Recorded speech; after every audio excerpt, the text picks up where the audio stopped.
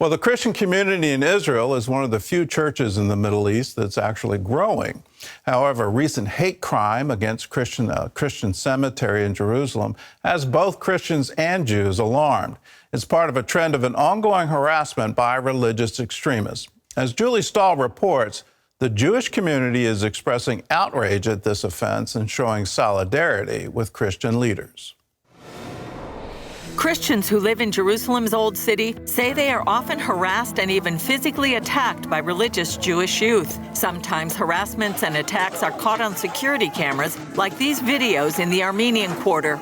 This security footage posted on social media shows two Jewish men wearing kippas or yarmulkes entering the cemetery where they pull over tombstones and damage graves. It has been vandalized in an ongoing way over many years.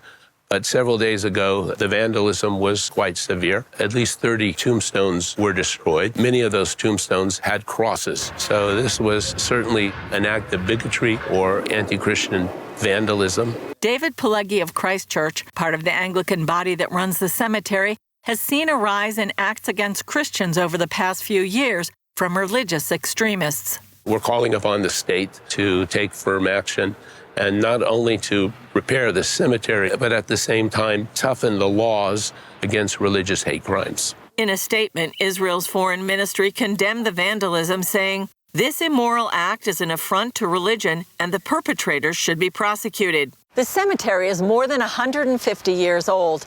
Buried here are many generations of Protestant men and women who came from Europe and the United States to serve the people of the Holy Land. We have buried here teachers, doctors, pastors, Bible translators. There's Horatio Spafford, who wrote It Is Well With My Soul. There's Bishop Michael Solomon Alexander, the first Jewish bishop in Jerusalem after a gap of almost 1,800 years. Police arrested the culprits shortly after the attack.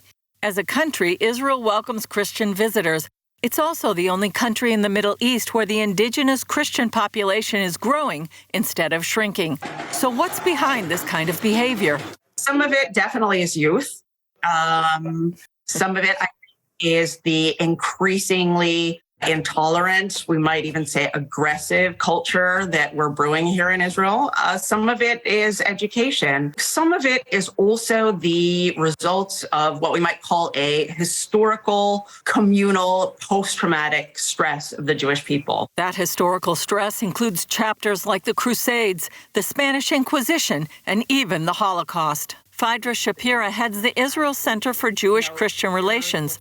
She says a combination of things is behind the ideology. Some anti-Christian views can certainly be legitimated by certain religious Jewish interpretations, but I don't think we can draw any kind of straight line from Judaism to this kind of hateful behavior. Shapira does not believe anti-Christian sentiments here are widespread. What I heard was across the board outrage, condemnation of this hate crime, really an anti-Christian hate crime. So I want to point out that the chief rabbi of Israel, Rav David Lau, wrote, in fact, a beautiful letter of support to the Anglican archbishop, where he very clearly and strong language condemned the behavior of these two young people. Following this attack, dozens of Israelis organized by Tag Meir visited the cemetery to express their solidarity with the Christians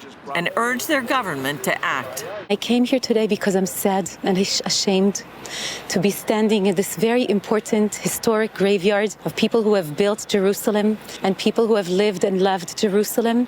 Their graves were desecrated, and this must never happen in any place in the world for any religion. Pileggi says in addition to its history, the cemetery is still in use today and has a huge spiritual significance.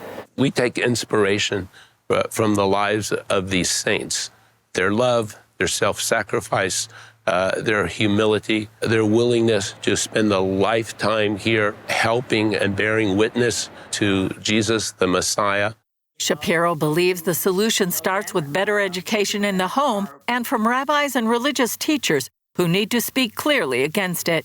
Julie Stahl, CBN News, Mount Zion Protestant Cemetery, Jerusalem.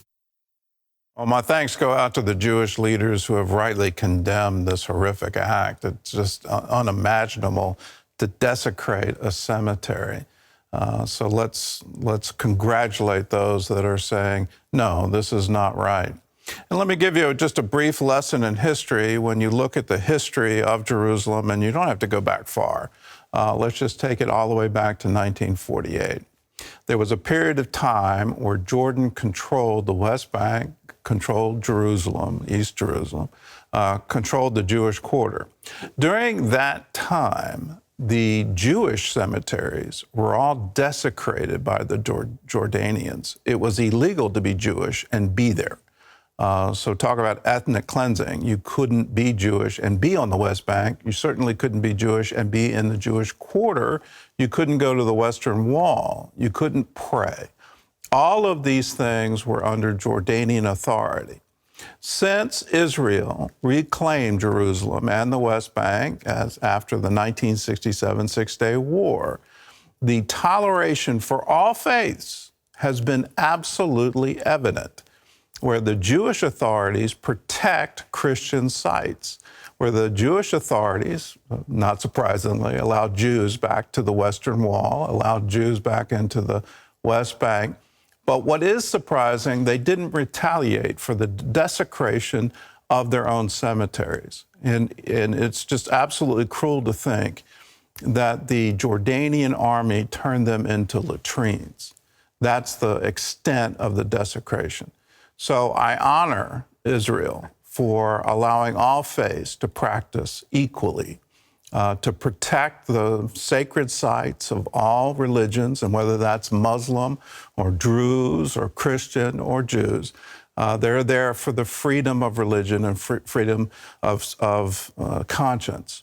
Now, here's one fact, and it's a very big fact. When you hear about boycott, divestment, and sanction, and all the so-called atrocities that Israel has done in the West Bank, when Israel transferred control of the Christian city Bethlehem to the Palestinian Authority, at that point in time, the Christian population was 80%.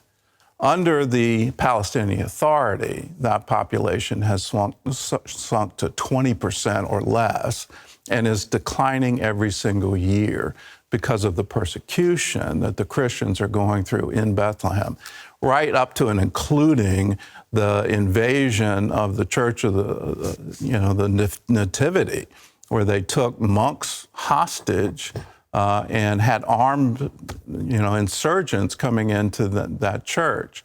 That wouldn't have happened under Israeli control, but it happened under Palestinian control.